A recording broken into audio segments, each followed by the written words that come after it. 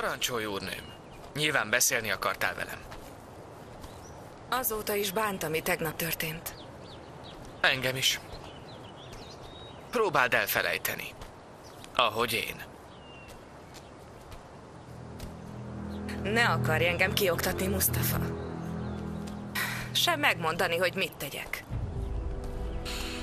Megmondhatom, hisz tudod.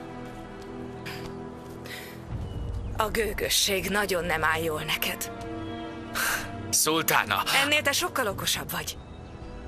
Gondolkozz. Mahidevran téged is csak arra használ fel, hogy engem tönkre tegyen. Ne légy az ellenségem, csak mert anyád azt szeretné. Fogadj el engem. Inkább neked kellene engem mielőbb. A gyermekeid érdekében is. A tűzzel játszol, Mustafa. Tényleg fenyegetni akarsz? Mintha azt te tennéd most. Döjfös, mint az anyja. Anyámat pedig ne vedd a szádra. Muszáj, mert te mindenben őt követed.